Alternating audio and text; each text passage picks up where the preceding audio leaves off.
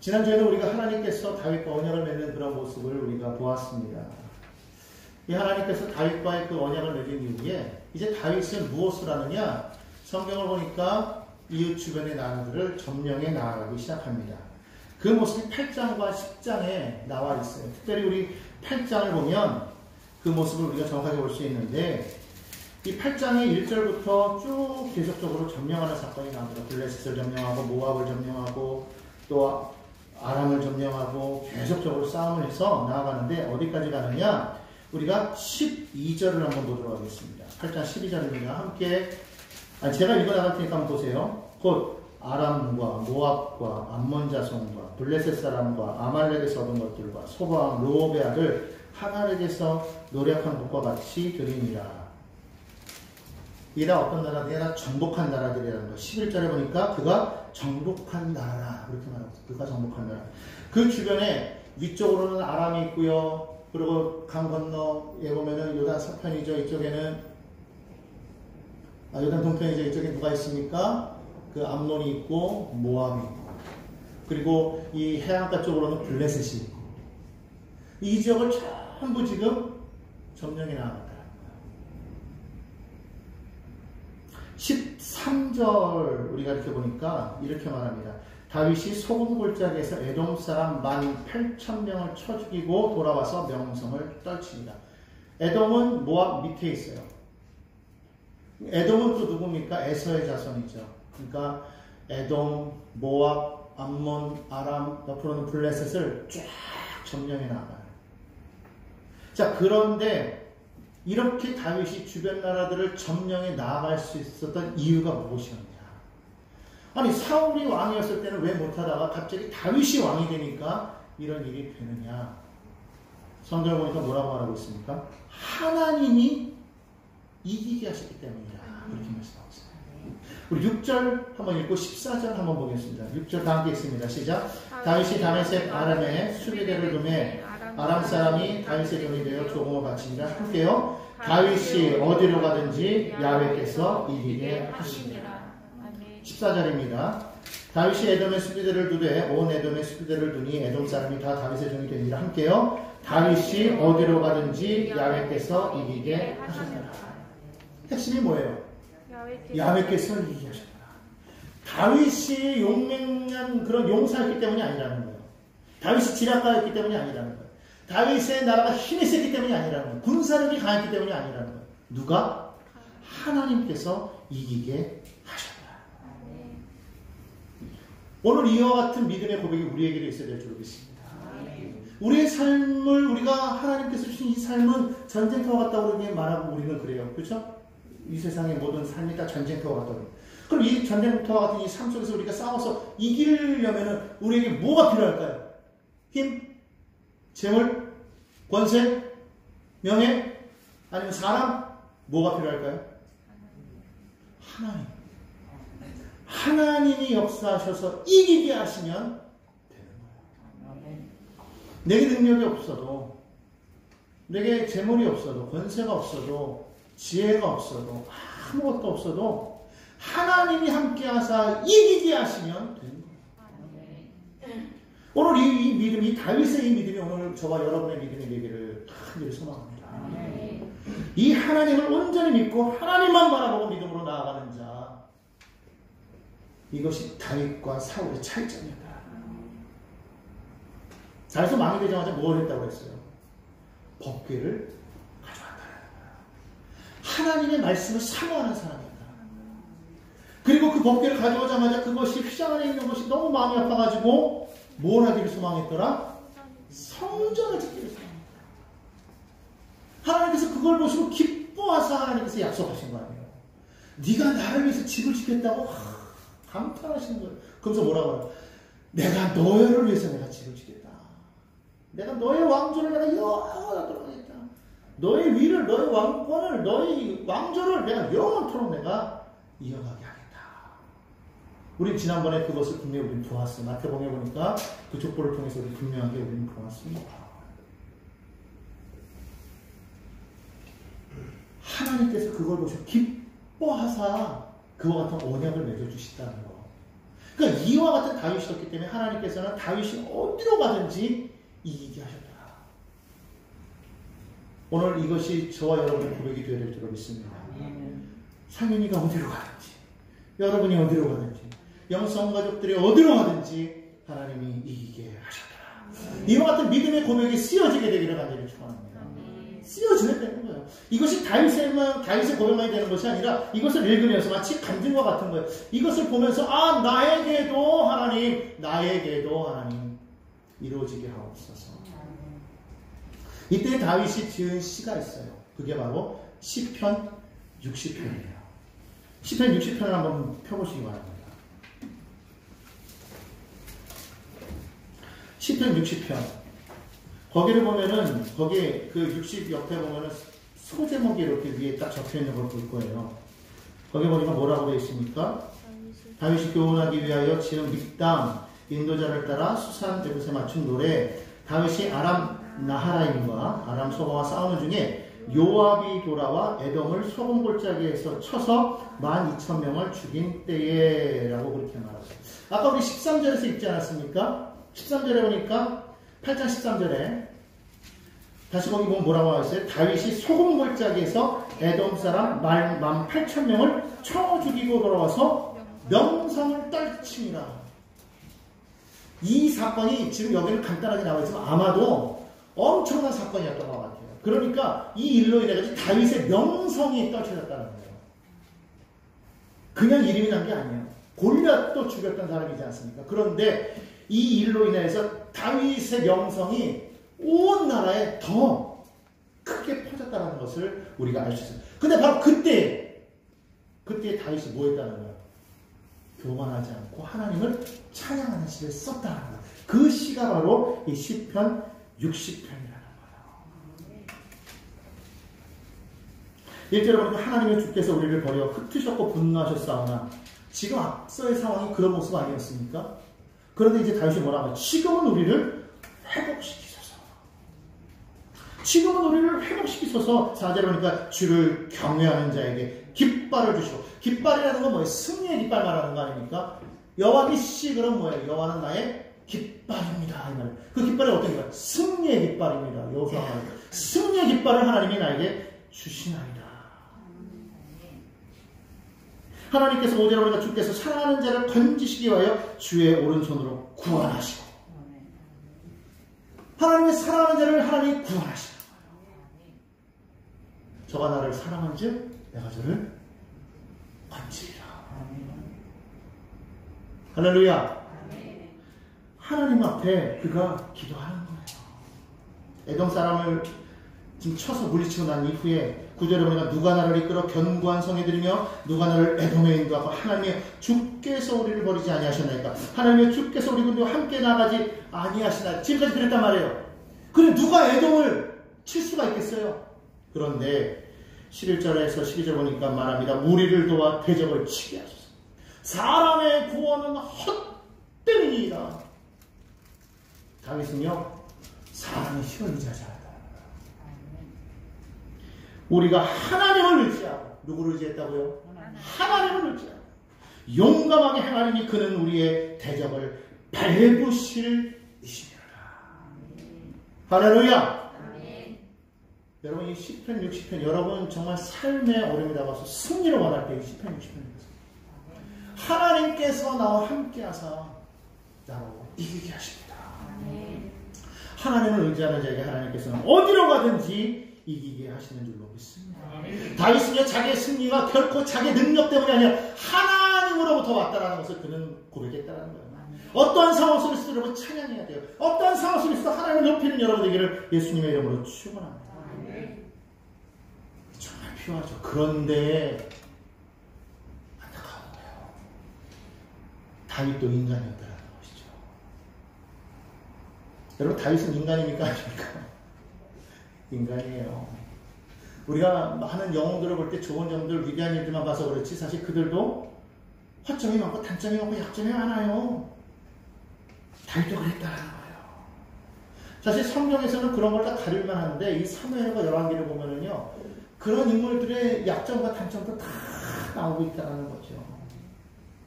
계속해서 하나님 어디로 가든지 얘기하니까 그때로부터 시작해서 다윗이 어떻게 되느냐? 마음이 해이해지기 시작하는 거예요. 예전에는 다윗은요, 전쟁이 나면 어떻게 했어요? 앞서 나갔어요. 우리가 전에도 봤지만 다윗이 백성 앞에서 출입하였다. 그 얘기 했잖아요. 그게 무슨 뜻이라고 했어요? 백성들 앞에 나가서 싸움에서 앞서 나아가서 그가 전쟁을 이끌었다는 거예요. 그러니까 전쟁터에 그가 직접 뛰어들었다는 거예요. 여러분 잘 아는 것처럼 예전에 우리가 골리앗 얘기할 때 그 얘기 했지 않습니까? 당시의 싸움은 왕의 싸움이에요. 힘센 자가 나와서 그가 전쟁을 앞서서 이끌었단 말이죠. 그가 왕의 표상인 거예요. 그러니까 실질적으로 여러분 그 블레셋에서 골리앗이라는 사람은 그 싸움을 도우는 자라고 성경은 말하고 있지만 사실은 여러분 그렇게 힘센 자가 자기가 그 나라를 다스릴지 그가 밑에 부하로 있겠습니까? 엄밀하게 말하면은 그는 왕이었어요. 그 싸움에서 대적할 수 있는 사람은 사울밖에 없었다. 근데 사울은 그 당시 어땠어요?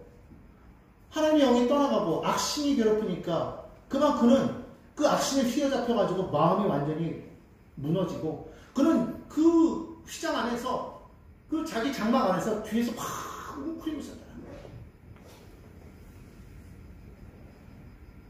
아무도 나서지 않을 때 그때 누가 나갑니까? 그때 다윗이 나간 거예요. 근데 다윗은 자기가 나간 게 아니라 누구 이름으로 나갔습니까? 나는 만군의 야훼 이름으로 나간다. 그곳에 누구와 함께 있다는 거예요? 하나님과 함께. 전쟁에 능하신 분. 전쟁을 책임지신 분. 왕이신 하나님. 왕 대 왕의 싸움에서 골리앗이 하나님을 이길 수가 있을까요? 없다는 거예요. 당연히 없죠. 아무리 강대하고 아무리 힘이 세다고 할지라도 하나님의 주권 아래 있음을 우리는 깨달아야 된다. 그랬던 다윗인데, 자, 주변 나라들과 계속해서 지금 전쟁이 막 일어나고 있는 이때에 우리 10장을 보면 10장에서는 지금 암몬 사람들과 계속해서 막 싸우는 그 모습이 전체적으로 쭉 나오고 있거든요. 근데 이 암몬 사람들과 싸우는 이 장면에서요, 다윗은 없어요. 7절을 보십시오. 10장 7절입니다. 뭐라고 말하냐면 다윗이 듣고 요압과 용사의 온 무리를 보내매 그랬어요. 다윗이 나갔더라가 아닙니다. 보내매. 그럼 다윗은 뭐하고 있었다는 거예요? 11장으로 넘어가 봅니다. 11장 1절을 보니까 뭐라고 말하고 있어요? 다 함께 한번 읽어보겠습니다. 시작. 그 해가 돌아와 왕들이 출전할 때가 되매 다윗이 요압과 그에게 있는 그의 부하들과 온 이스라엘 군대를 보내니. 지금 아까 있는 10장 7절과 맞죠? 왕들이 출전할 때가 되매, 다시 말하면 싸움이 일어날 때, 이 싸움은 그 당시의 싸움은 왕들의 싸움이라고 했습니다. 가장 힘센 자가 나타나서 그들을 이끌고 나가 그들이 싸우는 거예요. 이 왕들이 출전해야 되는데 그때 왕이 출전하지 않고 여기서 누가 나갔다고요? 다윗이 요압과 그에게 있는 부하들을 그리고 이스라엘 군대들을 보내매. 다윗은 뭐하고 있을까요? 예루살렘에 그대로 있었대요. 뭐 했을까요? 2절에 보니까 저녁 때까지 잤대요. 저녁 때까지 잤대요. 지금 부하들은 나가서 목숨을 걸고 생사가 걸린 전쟁을 벌이고 있는데 그는 자기 왕궁에서 뭐하고 있었어요? 잤어요. 밤늦게까지 잤어요. 저녁이 어수선해질 때까지 실컷 자다가 이제는 일어나가지고 와 잘 잤다고 하는 게 선선해지니까 뭐예요? 왕궁 옥상을 거닐었대요. 지금 비상시국인데 그러고 있어요.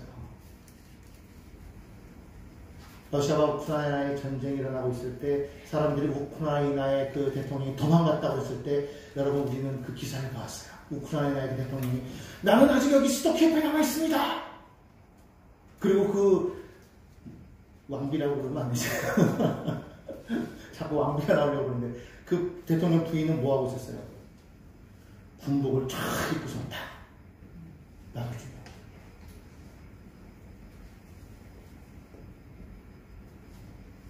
다윗은 뭐하고 있었어요?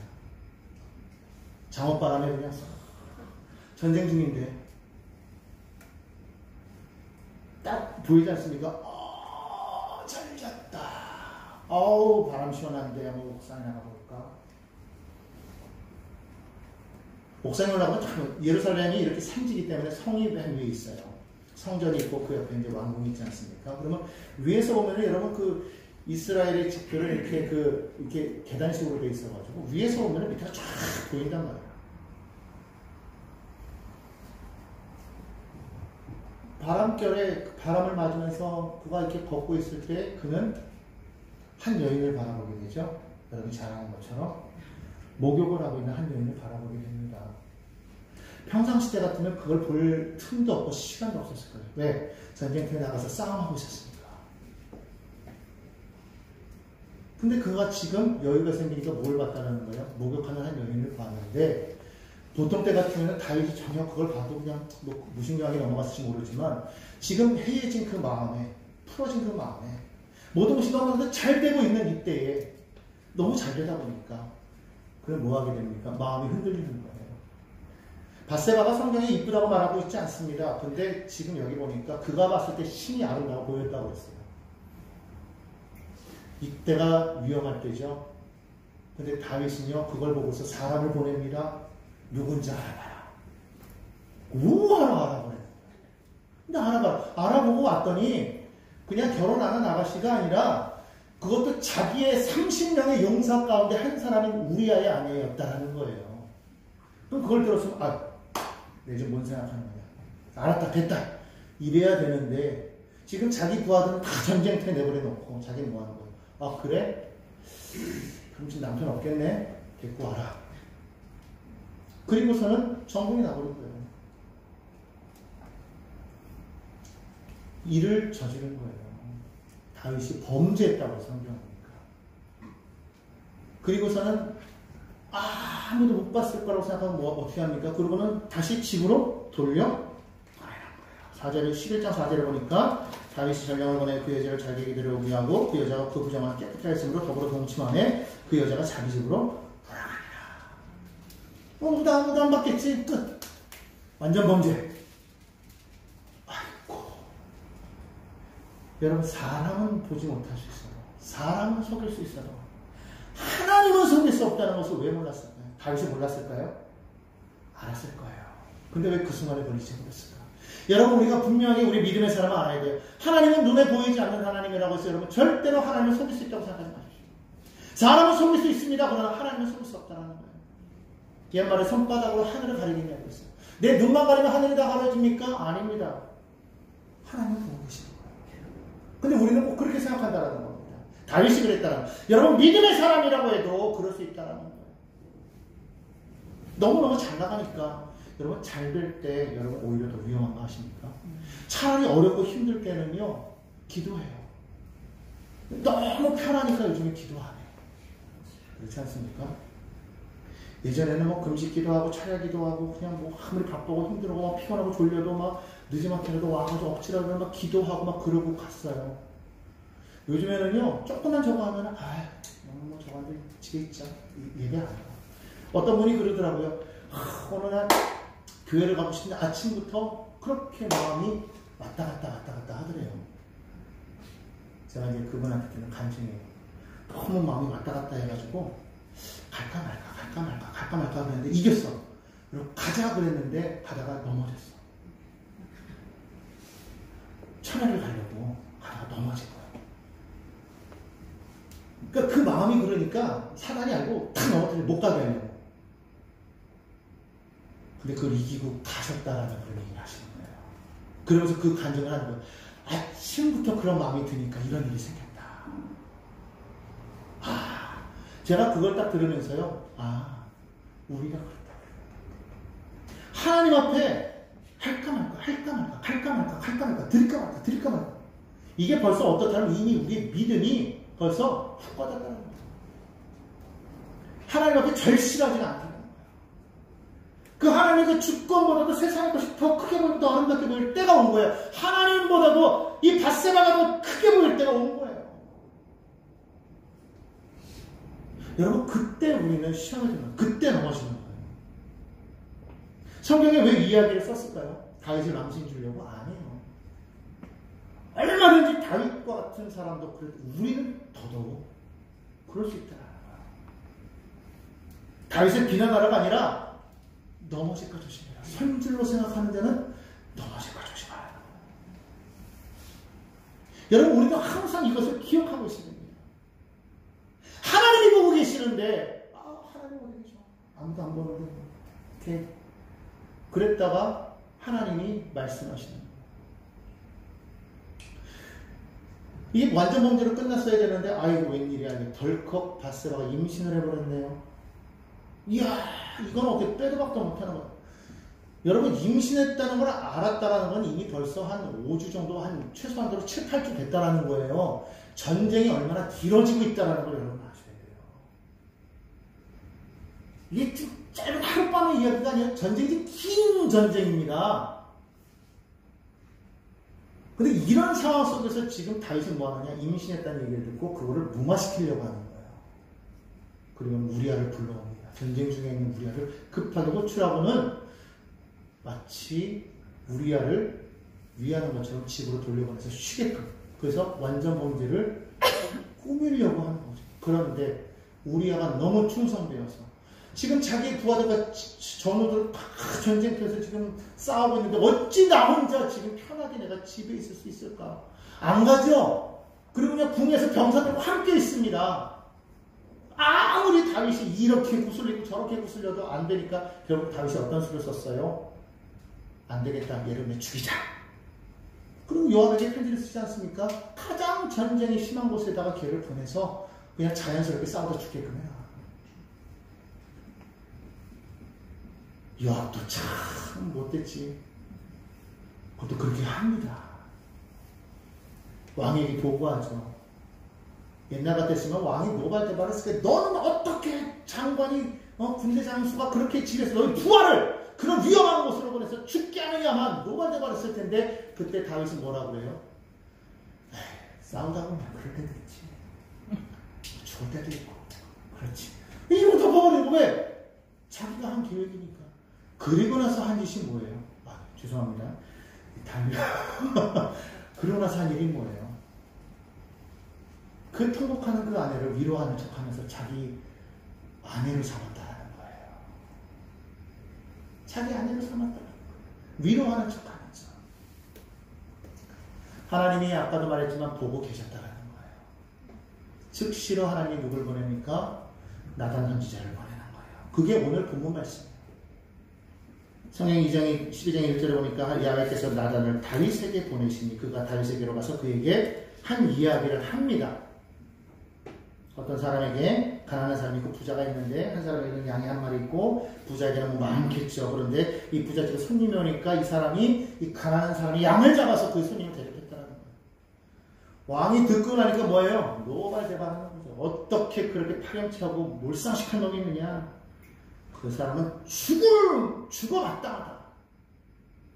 그러면서 뭐라고 해요? 그 사람은 가난한 사람이 4배나 갚아야 것이다. 죽어 마땅하다. 4배나 갚아.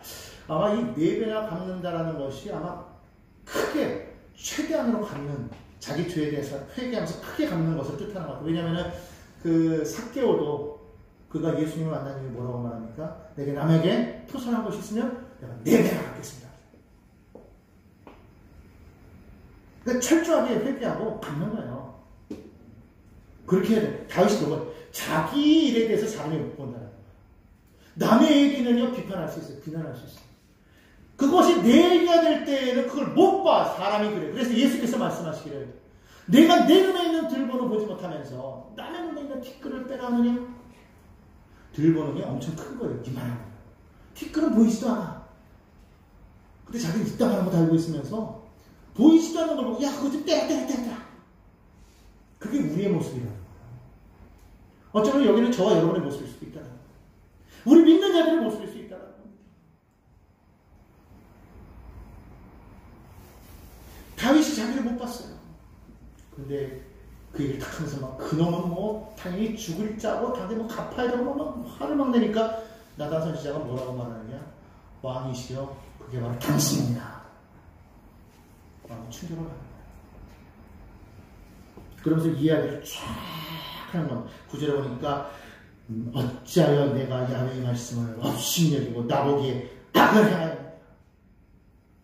내가 칼로 햇사람 우리아를 치되 암몬 자손의 칼로 죽이고 그의 아내를 빼앗아 내 아내로 삼았도다. 그 일을요, 뭐라고 하나님 말씀하시냐면 이렇게 말씀하시는 거예요. 10절에 보니까 이제 네가 나를 업신여기고. 다윗이요, 하나님을 업신여겼대요. 여러분, 혹시 우리가 하나님을 업신여기지 않았습니까? 여러분, 하나님을 두려워해야 될 줄 믿습니다. 다윗이요, 그 얘기를 사울왕 같았으면 사무엘이 그 얘기했을 때 뭐라고 했어요? 왕이시여, 어찌하여 하나님께서 왕에게 명령하신 저 아말렉 족속을 완전히 멸하지 아니하고 저들을 살려보고 이 예물을 다 가져왔습니까? 그랬을 때 사무엘이 아이고 내가 하나님 내가 잘못, 그렇게 뭐 저거 큰 죄도 아니었잖아요. 사실은 큰 죄지 하나님 앞에. 근데 어쨌든 인간적으로 봤을 때는 그거일 수도 있지 않을까 이렇게 생각할 수 있는 건데, 그렇기 때문에 사울은 어떻게 했어요? 이거를 하나님께 드리려고 그랬죠 라고 말했는데, 그는 하나님 앞에 내가 하나님 앞에 내가 죄를 졌습니다 안 했잖아요. 다윗은 엄청난 죄죠. 그 많은 부하들 앞에서, 사람들 앞에서 나단 선지자가 그랬을 때 이놈이 지금 뭐라고 말하는 거야? 사람을 잡아놔라, 뭐 끌어내라고 뭐고 참 이럴 수도 있는데, 다윗은 그렇지 않았잖아요. 즉시로 뭐라 그럽니까? 13절에 보니까 내가 야곱에게 범죄하였다. 즉시로 내가 야곱에게 범죄하였다. 그러면서 그가 참회의 시를 씁니다. 그 시가 시편 51편이에요. 시편 51편 한번 펴보시기 바랍니다. 자, 시편 51편에도 소제목이 있어요. 거기 뭐라고 나와 있습니까? 다윗의 시, 인도자를 따라 부르는 노래. 다윗이 밧세바가 동침한 후 선지자 나단이 그에게 왔을 때, 그때 지은 시예요. 하나님이여 주의 인자를 따라 내게 은혜를 베푸시며 주의 많은 긍휼을 따라 내 죄악을 지워주소서. 나의 죄악을 맑게 씻으시며 나의 죄를 깨끗게 하소서. 물은 나는 내 죄가를 아우니 내 죄가 항상 내 앞에 있나.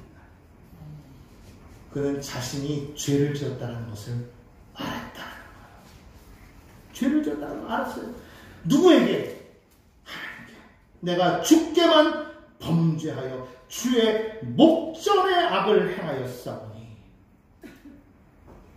여러분, 죄를 죄로 안다는 거, 여러분 이게 얼마나 큰 은혜인지 모릅니다. 그거를 알아야 회개할 수 있어요. 그거를 모르면 회개를 못하는 거예요. 사울은 몰랐으니까, 그게 죄라는 것을 깨닫지 못했으니까 회개하고 변명했던 거예요. 다윗은요, 알았어요. 얼마든지 다윗도 내가 왕인데 내가 그 정도 하나 못해? 그리고 우리아를 내가 죽였어? 싸우다 죽었지. 변명할 수 있잖아요. 안 했다고. 내가 죄를 지었나이다. 누구에게? 하나님께.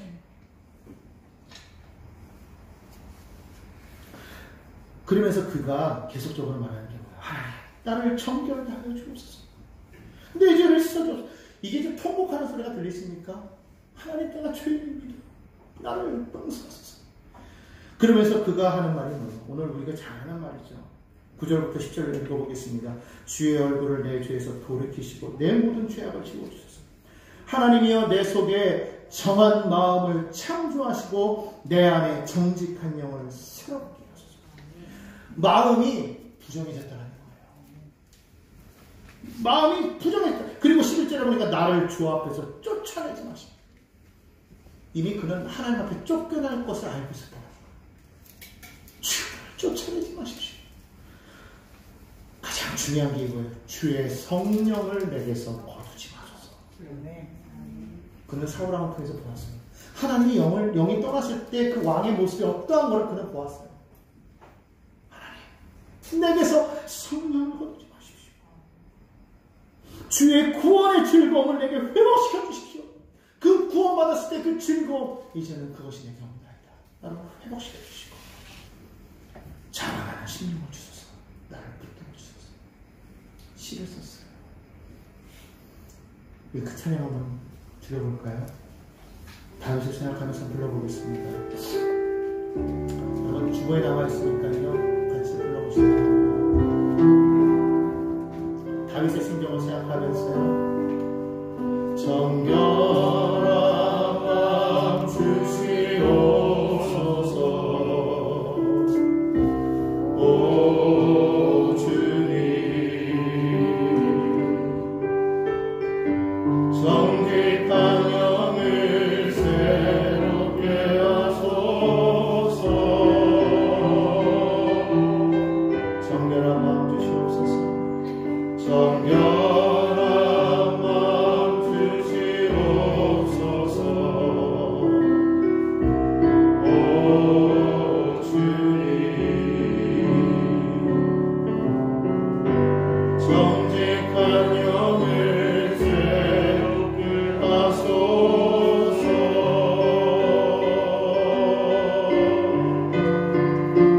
나를 주님 앞에서 멀리 하지 마시고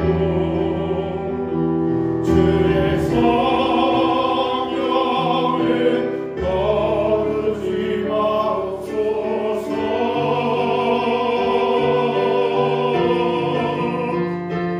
그 구원의 길을 다시 회복시키시고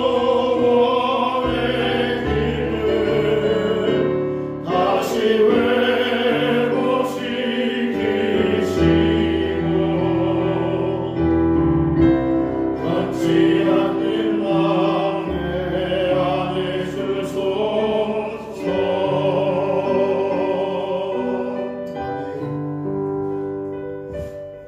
이것이 다윗의 심정입니다.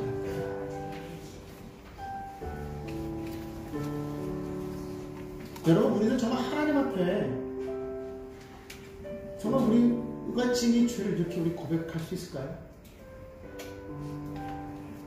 어쩌면 우리는 죄를 지었어도 그게 뭐 죄야, 어쩌면 이렇게 여길지도 모른다는 거죠. 여러분, 정말 다윗이 하나님 앞에 이 죄가 죄인 것을 깨달았을 때, 그리고 다윗이 정말 철저하게 통곡하면서 우는 거예요. 이게 지금 이 성경에는 그 모습이 안 나오지만 여러분 이 시편을 보아도 여러분 그 마음이 느껴지지 않습니까? 절규하는 그 모습, 하나님 앞에 그렇게 사랑했던 그 하나님. 시편 23편에 여호와는 나의 목자신 내게 부족함이 없다고 고백했던, 내가 주의 야훼의 집에 영원토록 거하겠다고 말했던 그 다윗이 지금은 어떻게 하고 있어요? 내가 죄인입니다. 내가 아버지께 죄를 지었나이다. 하나님, 나를 멀리하지 마십시오. 하나님, 나를 쫓아내지 마십시오. 하나님, 내게서 성령을 거두지 마십시오. 그 구원의 기쁨을 내게 다시 회복시켜 주십시오. 여러분, 정말 그가 하나님 앞에 이렇게 막 통곡을 합니다. 그리고서 13절에 뭐라고 말합니까? 그리하시면 내가 범죄자에게 주의 도를 가르치겠습니다. 죄인들이 주께 돌아오게 하겠습니다. 그가 비록 죄를 졌지만, 그러나 그의 그 죄로 그가 회개하였을 때 하나님은 또 다르게 그를 사용하시는 걸 보시는 거예요. 어쩌면 이것을 읽는 우리 모두는 똑같은 죄예요. 이걸 바라보면서 그렇구나, 내가 죄인이구나 깨닫고 아버지께로 회개하고 돌아오게 된다면 다윗의 이 일이 이루어지는 거 아니겠습니까? 오늘 여러분, 우리가 그래야 된다. 다윗과 밧세바 사이에서 아이가 태어났지만 결국은 죄의 결과라 그 아이는 죽고 맙니다. 아무리 다윗이 하나님 앞에 기도하였지만 죽어요. 그거는 정해진 거야. 하나님 심판이라. 그럼에도 불구하고 혹시나 몰라서 다윗은 계속적으로 기도했지만 결국 죽으니까 다윗은 순종하죠. 그걸로 끝난 줄 알았는데 하나님께서는 긍휼을 주시는 거예요. 그가 회개하였다. 하나님께서 분명히 다윗에게 약속하신 그 언약을 기억하셨다. 그리고는 놀랍게도 그 밧세바와의 사이에서 누가 태어납니까? 솔로몬이 태어납니다. 그거를 마태복음에서 우리가 지난번 족보에서 봤지만 마태복음에서 기억하고 있는 거예요. 마태복음 1장 6절 한번 보십시오. 거기에 그렇게 말합니다. 마태복음 1장 6절입니다. 그 여인의 이름이 나온 게 아니라 그의 남편의 이름이 나와요. 읽어봅니다. 이새는 다윗왕 나오니라 다윗은 우리아의 아내에게서 살았다. 우리아의 죽음이 결코 헛되지 않았다. 우리아는 그렇게 죽었으면 순종하며 죽어 충성스럽게 죽었습니다. 하나님은 그걸 기억하셨어요. 다윗은 밧세바에게서 솔로몬을 낳고가 아니에요. 우리아의 아내에게서 솔로몬을 낳고. 여러분, 하나님이 정확하게 기억하십니다. 우리아의 그 충성을, 우리아의 그 순종을 기억하라. 그는 햇사람이었지만 그럼에도 불구하고 그의 이름을 이 족보에 기억했다. 여러분, 우리는 기억해야 됩니다. 하나님이 기억하고 계십니다. 그리고 그 여인의 그 핏줄을 타고서 마침내 누가 나오느냐. 16절에 보니까 요셉이 나타나요. 요셉. 그리고 그 요셉과 마리아의 사이에서 그리스도라는 예수가 나십니다. 예수님은 성령으로 말미암았기 때문에 핏줄은 이어지지 않았지만, 그죠? 그러나 어쨌든 그 후손으로 태어나신 거예요. 그 예수는 영원하다. 결국은 하나님께서 다윗과 하신 그 약속이 결국은 이루어졌다. 오늘 그 예수님은 영원한 왕으로서 지금 하나님 우편에서 우리를 위해 기도하시는 거예요. 믿으십니까? 비록 다윗이 실패했지만 그가 하나님 앞에 회개하였습니다. 하나님은 저 약속을 기억하시고 다윗을 다시금 회복시켰더라. 오늘 여러분들이 우리가 죄인입니다. 깨닫고 하나님 앞에 정말로 나오면 하나님은 우리에게 행하신 그 약속의 말씀, 누구든지 예수를 주라 시인하는 자 멸망하지 않는다, 영생을 얻는다. 성경은 말씀하고 있습니다. 하나님이 세상을 이처럼 사랑하사 독생자를 주셨으니 이는 저를 믿는 자마다 멸망치 않고 영생을 얻게 하려 하십니다. 이것이 하나님의 주권이에요. 여러분, 그 하나님의 절대 주권 속에 순종하는 저와 여러분 되기를 예수님의 이름으로 축원합니다. 혹시라도 여러분의 삶에 실패함이 다가왔습니까? 넘어졌습니까? 무너졌습니까? 믿음에서 멀어진 것 같습니까? 여러분, 하나님께 눈물을 흘리며 돌아가십시오. 주님은 지금도 말씀하십니다. 돌아오라, 돌아오라, 돌아오라 말씀하십니다. 이것은 비단 지금 믿지 않는 자들에게 말씀하시는 것이 아니라 믿는 자들 가운데에서도 지금 신앙에서 멀어져가는 그 사람들에게 다시 한번 말씀하십니다. 너희 자식은 구원의 즐거움을 회복하기를 원한다. 그 자리로 돌아가라.